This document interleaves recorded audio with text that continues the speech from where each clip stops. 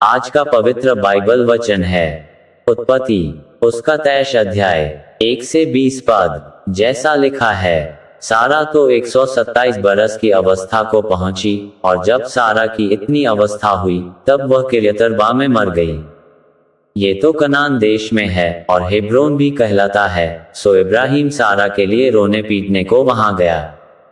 तब इब्राहिम अपने मुर्दे के पास से उठकर हित्तियों से कहने लगा, मैं तुम्हारे बीच पाहुन और परदेशी हूँ। मुझे अपने मध्य में कब्रिस्तान के लिए ऐसी भूमि दो जो मेरी निज की हो जाए, कि मैं अपने मुर्दे को गाड़ के अपने आंख की ओट करूं। हित्तियों ने इब्राहिम से कहा, हे हमारे प्रभु, हमारी सुन, तू तो हमारे बीच में बड़ा प्रधान है। सो हमारी कब्रों में से जिसको तू चाहे उसमें अपने मुर्दे को गाड़।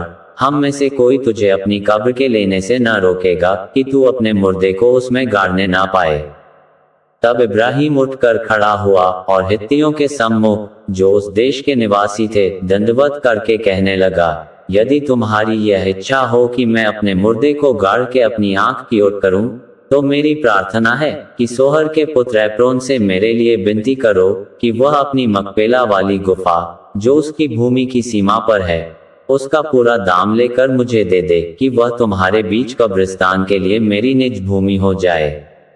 और एप्रोन तो हित्तियों के बीच वहां बैठा हुआ था। सो जितने हित्ती उसके नगर के फाटक से होकर भीतर जाते थे, उन सबों के सामने उसने इब्राहिम को उत्तर दिया कि हे मेरे प्रभु, ऐसा नहीं, मेरी सुन, वह भूमि मैं तुझे देता हूँ, और उसमें जो गुफा है वह भी मैं तुझे देता हूँ। अपने जाति भाइयों के सम्मुख मैं उसे तुझको दिए देता हूँ। सो अपने मुर्दे को कब्र में रख।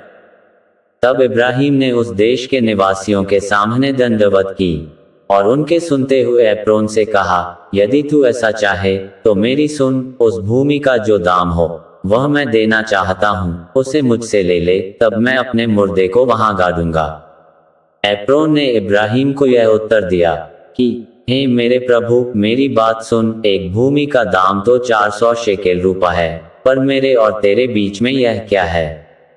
अपने मुर्दे को कब्र में रख। इब्राहिम ने एप्रोन की मानकर उसको उतना रूपा तौल दिया जितना उसने हित्तियों के सुनते हुए कहा था, अर्थात 400 ऐसे शेकेल जो व्यापारियों में चलते थे। सो एप्रोन की भूमि, जो मामरे के सम्मुख की मकपेला में थी, वह गुफा समेत और उन सब वृक्षों समेत भी जो उसमें और उसके चारों ओर सीमा पर थे, जितने हित्ती उसके नगर के फाटक से होकर भीतर जाते थे, उन सबों के सामने इब्राहिम के अधिकार में पक्की रीति से आ गई।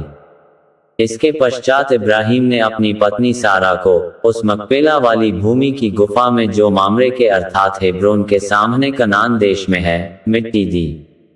और वह भूमि गुफा समेत जो उसमें थी, हित्तियों की ओर से कब्रिस्तान के लिए इब्राहिम के अधिकार में पक्की रीति से आ गई। यहाँ तक इस वचन के द्वारा प्रभु यीशु आपको बहुतायत से आशीष दे। आमीन।